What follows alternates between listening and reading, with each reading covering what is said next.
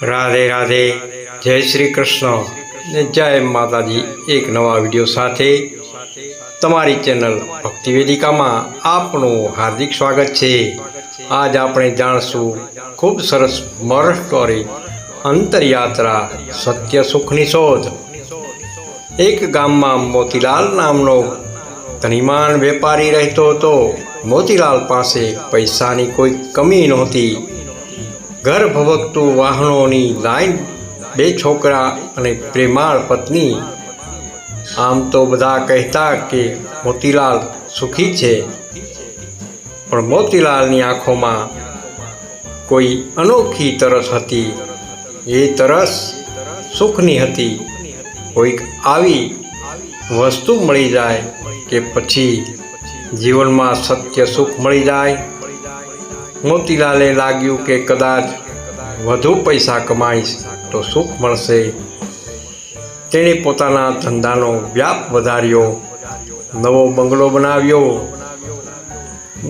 બધું ભવિષ્ય માટે રોકાણ કર્યું, પણ સુખ હજુ પણ ક્યાંય દૂર હતું। ત્યારબાદ તેણે વિચાર્યું કે કદાચ પ્રવાસ કરીશ તો મનને શાંતિ મળશે। અને દુનિયાને કોણે કોણેમાં ફર્યો, પણ પરત ફરતા ફરી એ જ ખાલીપો। સુખ તો ક્યાંય જોવા મળ્યું નહીં। અંતે એક દિવસ મોતીલાલ ખૂબ થાકી ગયો।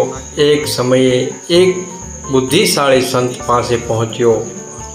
મોતીલાલે કહ્યું, મહારાજ, બધું કર્યું પણ સુખ ક્યાંય મળતું નથી। તમે મને સાચો રસ્તો બતાવો। સંતે મીઠું હસીને કહ્યું, મોતીલાલજી, તું સુખને બહાર શોધે છે, પણ ખરેખર સુખ તો તારા ભીતર છે। તું આત્મા તરફ દ્રષ્ટિ કર। તારા શરીરથી આગળ તારા અંતરના ચક્ષુ ખોલ। જ્યારે તું આત્માને અનુભવીશ ત્યારે તને પરમ સત્ય અને પરમ સુખની અનુભૂતિ થશે।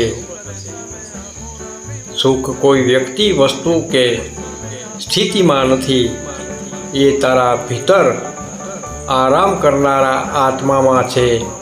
જે દ્રષ્ટિ ભીતર જાય છે તેને પરમાત્મા દેખાય છે।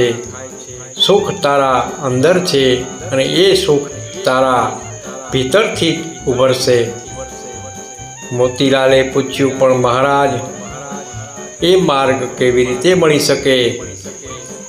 સંતે જવાબ આપ્યો, આંતરિક યાત્રા શરૂ કર। તું ભીતર ઉતરીશ તો પાત્રતા અને શ્રદ્ધા તારા સહાયક બનશે। તું શંકા છોડીને શ્રદ્ધા અને વિશ્વાસથી પગલાં ભરીશ તો પરમાત્મા તારા હાથ પકડવા હંમેશા તત્પર છે। એના પર વિશ્વાસ કર અને ભીતર ઉતરી જા। જ્યારે તારા અંતરના ચક્ષુ ખુલશે ત્યારે સત્ય તારા સમક્ષ ઉજળી પડશે। મોતીલાલે સંતના શબ્દોને પીરસી લીધા।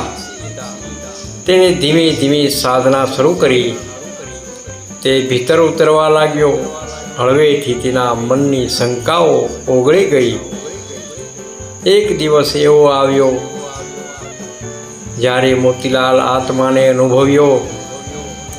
એક ક્ષણમાં એ સમજી ગયો કે સુખ કોઈ બહાર નથી, એ તો અવિચલ શાંતિ છે જે ભીતર વિહરતી હતી।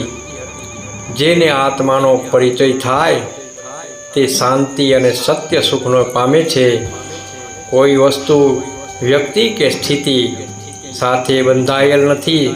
સત્ય સુખ એ સ્વતંત્ર અને શાશ્વત છે। મૂલ્ય શિક્ષણ, સુખની સત્ય અનુભૂતિ માટે માણસે બહાર ભટકવું નથી, ભીતર જોવું।